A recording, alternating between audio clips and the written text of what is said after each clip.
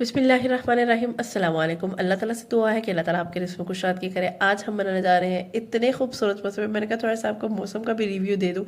इतना मज़ेदार मौसम है और आज दिल कर रहा था पकोड़े खाने को, तो मैंने सोचा आज पकोड़े बनाए जाए।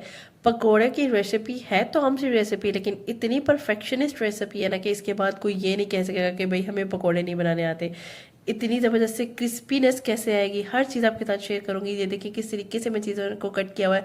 आलू के जो स्लाइसेस है इतने बारीक बारीक काटे हैं ताकि वो अंदर से बिल्कुल भी कच्चे ना रहे और क्रिस्पीनेस ज़बरदस्त से आए। इन बातों को आपने हर एक चीज़ को याद रखना है और हर चीज़ को फॉलो करना है। सबसे पहले तो मेरे चैनल को सब्सक्राइब करें और मुझे फॉलो करें ताकि मैं इस तरह की मजे की रेसिपीज जो है ना आपको लिए ला सकूं। अच्छा, इसके लिए मैंने क्या किया था, एक प्याज ले लिया था बड़े साइज का, 2 आलू ले लिए थे। इस तरीके से मैंने आपको दिखाया, मैंने ना छोटे छोटे से ब्रिक ब्रिक से ना चिप्स की फॉर्म में ही काटे हैं, लेकिन ब्रिक ब्रिक से काटे हैं। एक बाउल जो भर के मैंने आपको बताया था पालक ले लिया। पालक को ना मैं ऑलरेडी फ्रीज कर देती हूँ अच्छी तरह से ना, इसको वॉश करके ना इसको फ्रीज कर देती हूँ। इतनी ज़बरदस्त रहती है ना। और आप इस तरीके से कर लिया करें जब इस तरह का मौसम हो, निकालें पालक और इस तरह से पकौड़े बनाएं।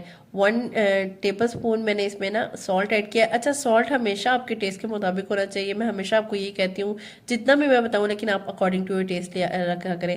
1 टीस्पून मैंने इसमें लाल मिर्च पाउडर डाला है, हाफ टी स्पून मैंने इसमें हल्दी डाला है, और साथ ही साथ मैंने इसमें ना 1 टीस्पून मैंने इसमें कुटी हुई लाल मिर्च ऐड की है।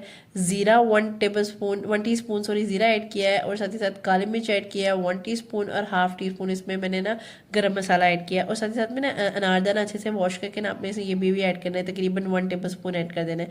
उसके बाद मैंने इसमें क्या ऐड किया, ये सारी चीज़ें ऐड करने के बाद ना आपने ना इसमें ना दही ऐड करना है। मेरी सास की ये रेसिपी है, उनके अकॉर्डिंग मैं ये बनाती हूँ। दही स्पेशली जो डालती हूँ ना, ये उनके अकॉर्डिंग। वो कहती है कि दही से ना क्रिस्पीनेस आती है, ठीक है। पहले वो कहती थी सोडा डालते थे हम, लेकिन सोडा जो है ना वो सारा सोक कर लेता है, पता है, चूस लेता है वो पकोड़े ने जो सारा ऑयल चूस लेते हैं, जिसकी वजह से ना वो हैवी हैवी लगता है। तो इस तरीके से अगर आप बनाएंगे ना तो ज़बरदस्त, मैं कहती हूँ, आपके पकोड़े बनेंगे। इस तरीके से मैंने क्या किया, बेसन ऐड कर दिया। बेसन आपने तकरीबन ना एक बाउल जो है ना वो ज़्यादा भर के नहीं, बस एक बाउल जो पालक का ऐड किया ना वो वही बाउल ना मैंने बेसन का ऐड कर दिया था। तो इस तरीके से ना आपका मिक्सचर जो है ना इतना ज़्यादा थिक भी नहीं बना देना, इतना ज़्यादा बेसन भी नहीं डाल देना। बेसन भी आपका नॉर्मल होना चाहिए।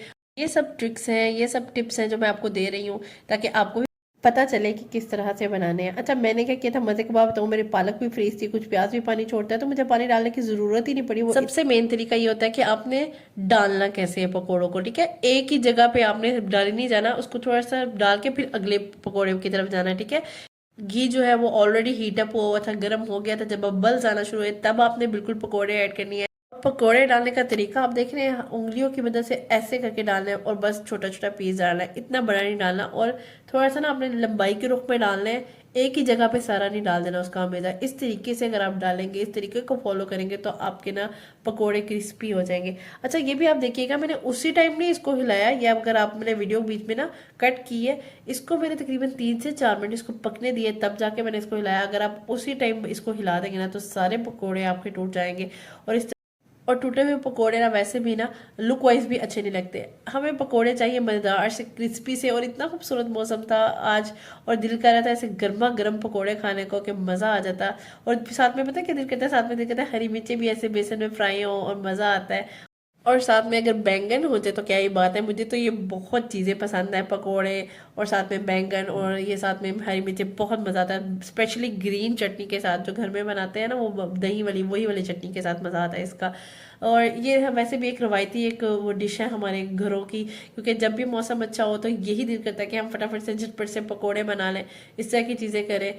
तो आपने क्या करना है, पकोड़े बना लेने हैं फटाफट से, ठीक है। आजकल तो हर दूसरे दिन इतना अच्छा मौसम हो रहा है। इस तरीके से आपने पकोड़े तब निकालने हैं जब आपकी फुल जो है कलर इसके ऊपर आ जाए, ठीक है। आपने मेक श्योर करना है कि आपने वाइट वाइट नहीं निकालने हैं, समझ लें कि जलने से पहले आपने निकाल लेने हैं। इतने आपने क्रिस्पी करने हैं, ये इतने क्रिस्पी बनेंगे ना।